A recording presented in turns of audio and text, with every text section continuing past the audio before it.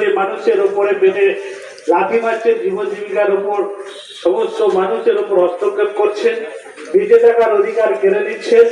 তাই আপনারা নিশ্চয়ই জানেন যে আপনার আমার ঘরের মহিলারা যে ভাত রান্না করেন, আমরা পুরো ভাতটা হয়েছে কিনা সেটা সমস্ত ভাতকে টিপে দেখি না। আমরা দু একটা ভাত দেখলে বুঝে যাই যে সমস্ত হাড়ির ভাত হয়েছে।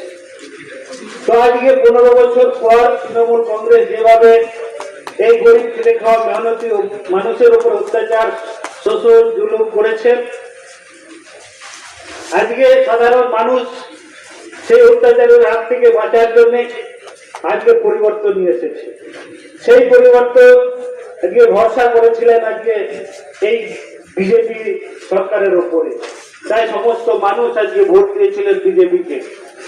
কিন্তু আমরা কি দেখছি, এই বিজেপির যে আসল সাধারণ মানুষকে বলেছিলাম যে এই ফ্যাসিবাদী বিজেপিকে আপনারা একটি ভোটও দেবেন না। আজকে এই ফ্যাসিবাদী বিজেপি আজকে সমস্ত গরিব খেটে খাওয়া সাধারণ মানুষের পশ্চিম বাংলার অনেক উন্নয়ন হবে এই ভেবে হয়তো ভোট দিয়েছিলেন। কিন্তু আমরা কি দেখছি যে আজকে যদি আমরা দেখি যে